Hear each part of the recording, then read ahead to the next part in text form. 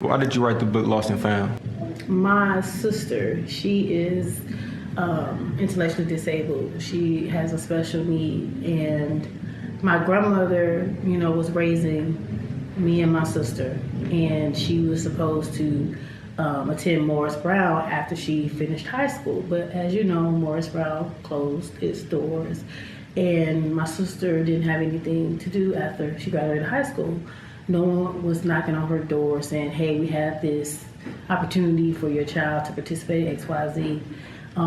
My sister didn't want to stay in the house all day. She wanted to explore the world and find out things on her own. And so she started running away. And once she started running away, she got introduced to the street life. And with her mental state of a 12-year-old in a 23-year-old body, she was impressionable, and she started getting involved with the wrong people and the wrong things, and she ended up pregnant.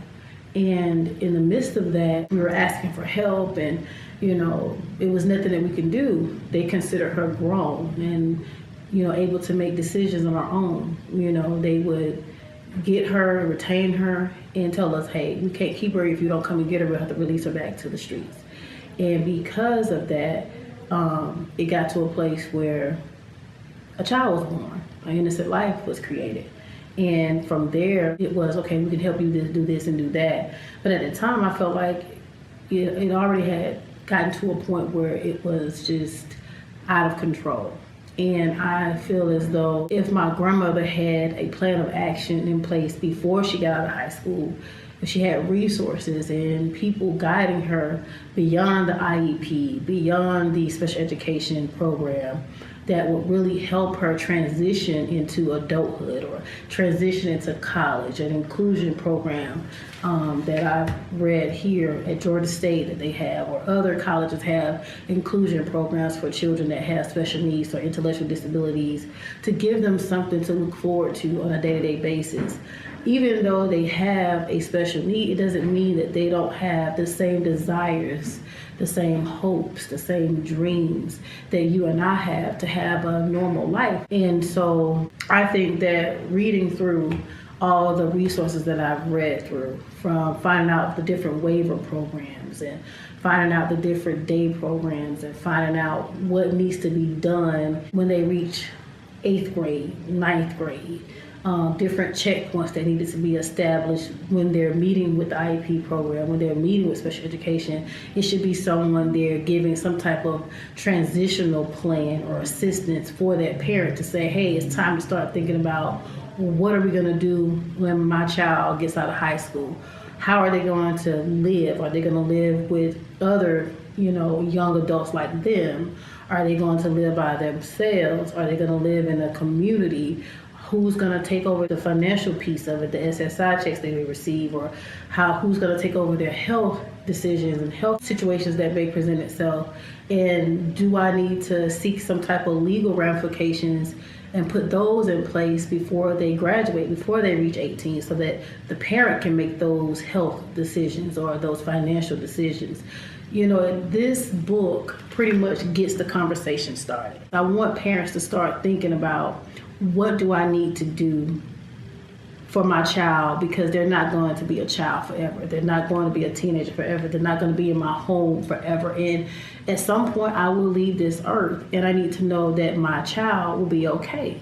And so I took the time to read through hundreds of pages, a number of books to get the information, to get the resource guide here, Lost and Found, for parents to read and understand that this could serve as that transitional guide to give you some sense of peace or some sense of normalcy with your situation in regards to your child now about to graduate and become a young adult. And I feel as though a lot of the heartache and a lot of the confusion and the pain that parents with children with special needs or intellectual disabilities have to experience or go through can be eliminated if they pick up a copy of this book and read the book and figure out, what is my next step?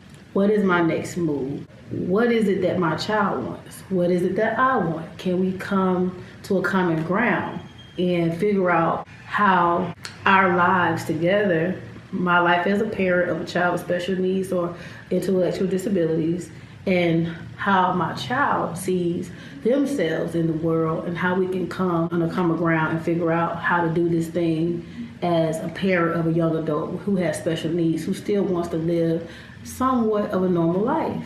And so that's what this book is. It's short, it's sweet, it's concise, it's detailed, it's to the point, because I know that you, as a parent of a special need child, does not have time to read all of this. And so that's why I offer Author's Corner on Fridays, live at 5, for you to come with your questions and find solutions and find answers. That is something I'm giving, an opportunity for the parent, for you to come out on Fridays live at 5 and get this thing figured out and really get a concrete plan and solution in place for your child. Once again, I'm here for you. My name is Angela West Brown.